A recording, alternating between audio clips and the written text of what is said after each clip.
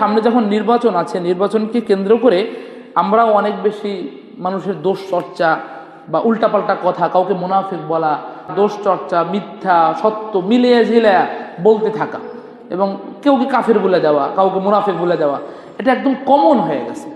তো এই বিষয়গুলো অত্যন্ত ভয়ঙ্কর। যে বুখারীর হাদিসের মধ্যে আছে, যদি কেউ কাউকে কাফের বলে, যদি কেউ কাউকে কাফের বলে, এখন যদি ওই ব্যক্তি কাফের না হয় যাকে বলছে, তাহলে ওই কুফুরির হুকুমটা তার দিকে ফেরত আসে।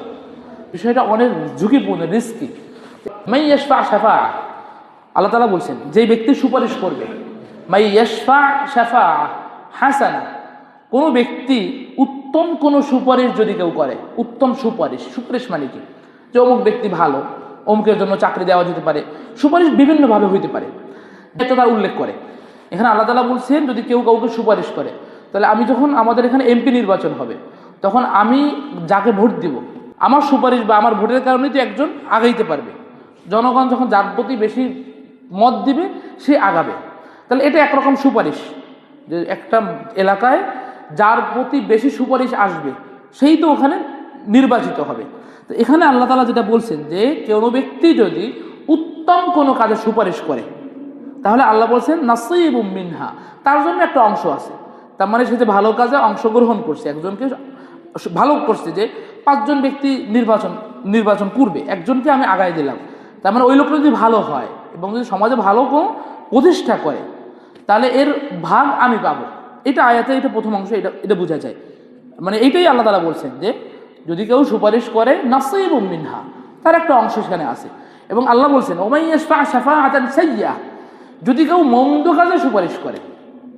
এখন করতে পারে না যে একজন ব্যক্তি আমার আত্মীয় বা আমার বাড়ির পাশে বা যে কোনোভাবে সে অপরাধী, ধরেন 5 জন ব্যক্তি নির্বাচন করবে, একজন আছে একটু দুষ্ট টাইপের, কিন্তু সে আমার কোনো দিক থেকে আমার কাছে, আমি তাকে সুপারিশ করলাম, সে যাইয়া ভণ্ডামি দুষ্টামি যা আছে করছে, তাহলে আল্লাহ তাআলা বলছেন যে সাইয়্যাতান ইয়াকুল্লাহু কিফলুম মিনহা, তাহলে ওখানে একটা ভার আমি বহন করব।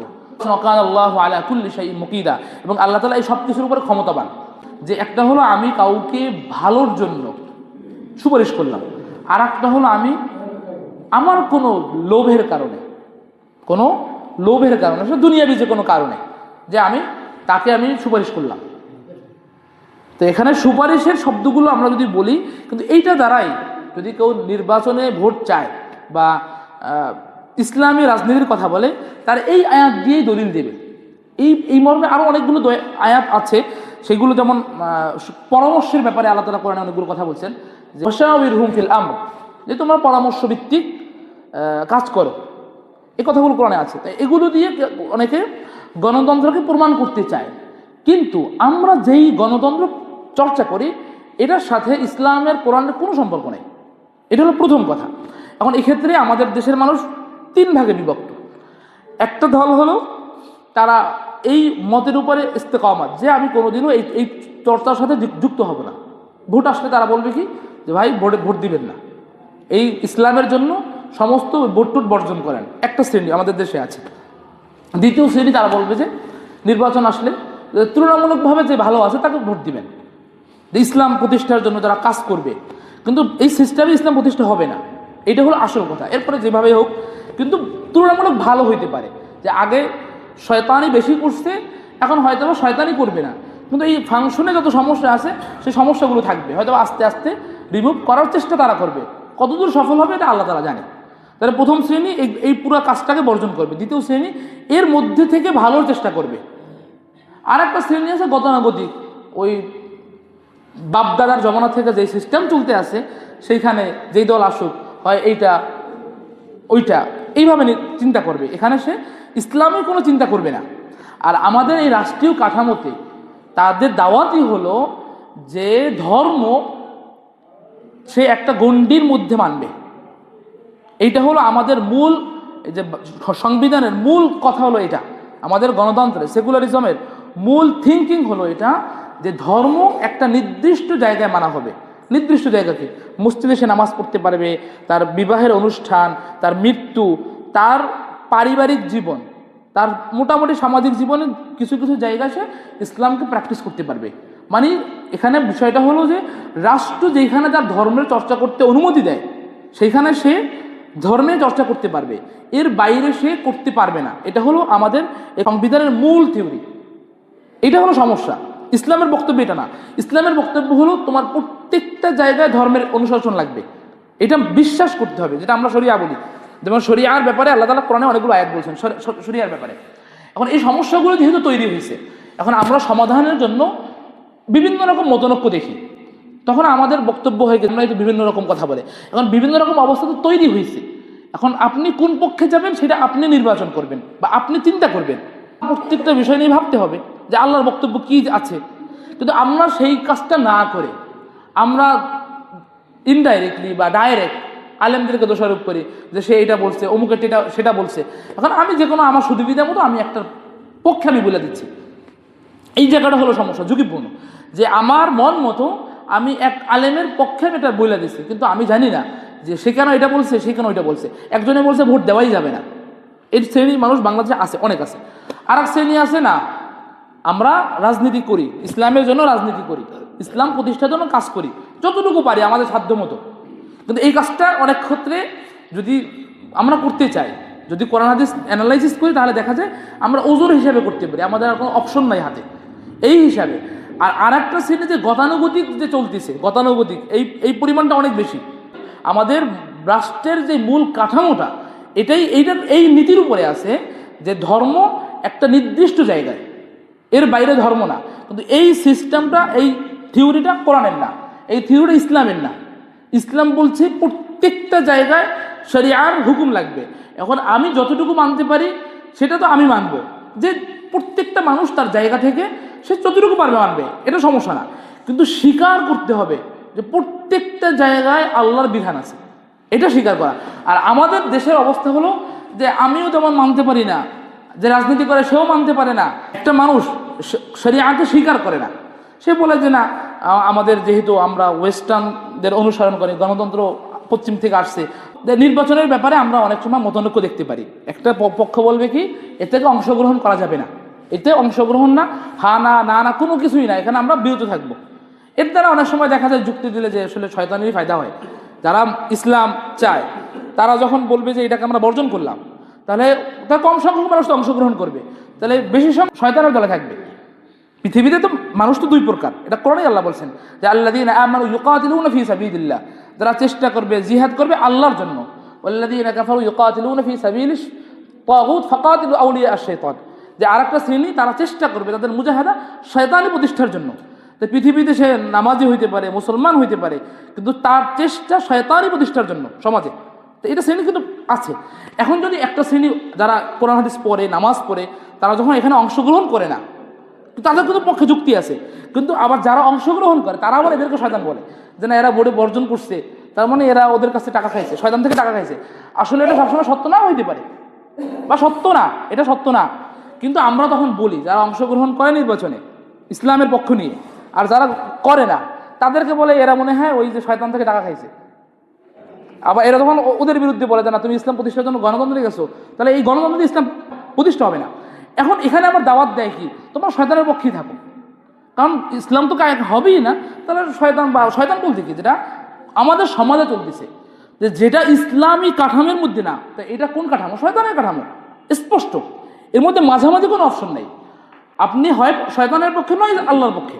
এখন আপনি যখন দেখবেন নিরপেক্ষ, আমাদের দাওয়াত কি নিরপেক্ষ, এই নিরপেক্ষ যে পক্ষ সেটা শয়তানের পক্ষ। তখন দেখি ইসলামের পক্ষ, ইসলামের জন্য সে রাজনীতি করে, ইসলামের জন্য নির্বাচন করে। আর একটা পক্ষ করবে কি, তা ইসলামের জন্য করবে না, গতানুগতিক। সে বিভিন্নভাবে অনেক যুক্তি দেবে বিভিন্ন, কিন্তু আল্লাহর আইন, আল্লাহর শরিয়া, এই বিষয়গুলোকে আল্লাহ এমনভাবে বলছেন। যেমন দুইটা আয়াত আমি বলি, সূরা তাওবার একটা আয়াত আল্লাহ বলছেন যদি শরিয়ার ব্যাপারে কোনো করে, উপহাস করে, যেমন অনেকে বলে ফতুয়াবাজি করে, এই শব্দটা যদি কেউ ঠাট্টামূলক বলে তার ঈমান থাকে না। আল্লাহ তাআলা কুল আবিল্লাহি ওয়া আয়াতিহি ওয়া রাসূলিহি কুনতুম তাস্তাহজিউন, আল্লাহ বলছেন যে কেউ মানুষ ঠাট্টা করছে, আল্লাহ তখন বলছে লা তা'তাযিরু ক্বাদ কাফারতুম বা'দা ঈমানিকুম, ইসলামের কোনো বিধান নিয়ে কোনো ঠাট্টা করলে তার ঈমান থাকে না। আর একটা সূরা মুহাম্মাদের আয়াত আল্লাহ বলছেন ইসলামের কোনো বিধানকে যদি কেউ অপছন্দ করে, অপছন্দ, যেমন আমি দাড়ি রাখছি কিন্তু আমার দাড়ি পছন্দ হয় না, দাঁড়িয়ে রাখছি, পছন্দ হয় না, কি এটা ঝামেলা, ডিস্টার্ব দেয়, এইরকম যদি আমার মনোভাব আসে, আমার ইমান নাই। আমি নামাজ পড়তে পারি, হজ করতে পারি, জাকাত দিতে পারি, সব করতে পারি, কিন্তু আমার দাড়িতে অ্যালার্জি, কিন্তু আমি দাড়ি রাখি না, কিন্তু দাড়ি আমি রাখতে চাই, পরে রাখবো, বা এমনি সৌন্দর্যের জন্য অন্য কারণ, এটা নিয়ে আমার কোনো আপত্তি নেই। আপত্তি থাকলে ইমান নেই, আপত্তি না থাকলে, দাড়ি না রাখলে ইমান আছে, সে কবিরা গুনাহ করছে। এরকম হিজাব নিয়ে অ্যালার্জি আছে, হিজাব সে করে, কিন্তু এটা নিয়ে সে অ্যালার্জি, মানে সেটা বিরুদ্ধে বলে, অপছন্দ করে, তার মানে হিজাব করার পরেও সে কাফের। আর একজন হিজাব করে না, তাহলে সে কবিরা গুনাহ করছে, ইমান আছে। তো এরকম ইসলামের কোনো বিধানকে যদি স্বীকার না করে, তাহলে ইমান থাকে না, বিধানকে স্বীকার না করলে। এখন আপনিও যেমন অনেক বিধান মানতে পারেন না, আমিও এরকম অনেক বিধান মানতে পারি না, এটা প্রত্যেক মানুষের আছে, যে ইসলামের কমপ্লিটভাবে মানতে কেউই পারে না, সবাই যারা যারা চেষ্টা করে, কিন্তু স্বীকার না করলে ইমান থাকে না। এইটা হলো আমাদের মূল কথা, যে ইসলামের বিধানকে যদি কেউ অস্বীকার করে, সে মুখে করুক, ভিতরে করুক, বা অন্যভাবে বলুক যে শরিয়ার আইনে বিশ্বাসী না, শরিয়া আমরা চাই না, শরিয়ার ব্যাপারটা নিলে পশ্চিমারা কি বলবে, ইন্ডিয়া কি বলবে, আমরা দেশ চালাবো কেমনে, এইটা যদি স্বীকার না করে ইমান থাকে না। শরিয়া আইনের ব্যাপারে বিরুদ্ধে যদি বলে, এখন আমিও যেমন গণতান্ত্রিক দেশে বাস করি, আমিও যেমন গণতান্ত্রিক বিধান মাইনেই চলি, তার মানে আমার ব্যাপারে এটা, আমার ভিতরে কি আছে, আমি শরিয়া বিশ্বাস করি এবং শরিয়ার ব্যাপারে কথা বলি এবং শরিয়া চাই এটা বলি, কিন্তু আমরা সিস্টেম ওই গণতান্ত্রিক আইনই মানি। যেমন আমার যদি কোনো ঝামেলা বাজে, তখন আমি কোন কোর্টে যাবো, শরিয়া কোর্টে যাবো? নাই তো, দেশে শরিয়া কোর্ট যাইতে হবে, গণতান্ত্রিক কোর্টই, সেকুলারের কোর্টেই যাইতে হবে, কিন্তু আমি এটাকে অস্বীকার করি, এই আইনকে অস্বীকার করি, কিন্তু আমি ওপেনলি বলি না, বলবো না যে এটা মানি না, তাহলে আমার আবার রাষ্ট্রদ্রোহী মামলা দিয়ে আটকাই দিবে, তুমি রাষ্ট্রের বিরুদ্ধে বলছো। ঠিক এই মানুষগুলো ইসলামের বিরুদ্ধে বলে আবার বলে সে মুসলমান, তার আবার জানাজা লাগবে, তার সব কিছু হইবে ইসলামী পন্থায়, কিন্তু সে শরিয়ার বিরুদ্ধে বলবে। তো এটা যেমন আমি আমার রাষ্ট্রের কোনো সংবিধানের আইনের বাইরে বললে যেমন রাষ্ট্রে আমাকে রাষ্ট্রদ্রোহী মামলা দিবে, ঠিক এরকমভাবে ইসলামী শরিয়ার কোনো ব্যাপারে বললে তখন কি আল্লাহ মোটেও রাগ করবেন না? তার থেকে আল্লাহ আমাকে জান্নাত দিয়ে দিবে। এই বিষয়গুলো অত্যন্ত জটিল এবং কঠিন।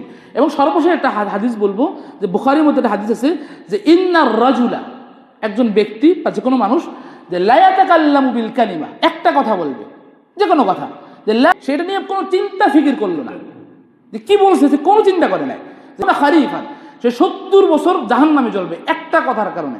প্রত্যেকটা কথা আল্লাহ হিসাব রাখেন, সূরা কফের আয়াত, মা ইয়ালফিযু মিন কাউলিন ইল্লা লাদাইহি রাকীবুন আতীদ, যে মানুষ একটা কথা বলবে, এটা আল্লাহ ধরে রাখবেন, প্রত্যেকটা মানুষের কথাকে আল্লাহ ধরে রাখবেন। এখানে কি ধরে রাখবেন? যে প্রত্যেকটা কথার আল্লাহ হিসাব দিবেন। তার হাদিসের মধ্যে আল্লাহ রাসূল বলছেন যে একটা কথা সে কোনো চিন্তা ফিকির ছাড়া বলছেন, কাউকে মুনাফিক বলে দিয়েছে, কাউকে কাফের বলে দিয়েছে, সাখাত আল্লাহ, যে আল্লাহর অসন্তুষ্টিমূলক কোনো কথা বলছে, তাহলে সে জাহান্নামে 70 বছর থাকবে। তাহলে নির্বাচনের মুহূর্তে আমাদের এই কথাগুলো আমরা দেখি যে অনেক মানুষ আন্দাজে, অনুমান নির্ভর এত বেশি কথা বলে, যার দ্বারা তার ঈমান চলে যায়। অনেক সময় শরিয়ার বিরুদ্ধে বলে, অনেক সময় বিভিন্নভাবে সে ইসলামকে খাটো করে, ইসলামের বিধানকে সে অপছন্দ করার মতো কথা বলে, ঠাট্টা করে। এই প্রত্যেকটা বিষয়গুলো যদি চিন্তা ফিকির না করে ঈমান চলে যায়। এরপর সে নামাজ পড়ুক, রোজা রাখুক, হজ করুক, জাকাত দেখ, মাদ্রাসা করুক, মসজিদ করুক, এগুলো বিষয় না। বিষয় হলো যে ঈমানের সাথে সাংঘর্ষিক হইলে, ঈমানটা নষ্ট হইলে তার কোনো আমল আল্লাহর কাছে কাউন্টেবল না, এটা ভেনিশ হয়ে যায়।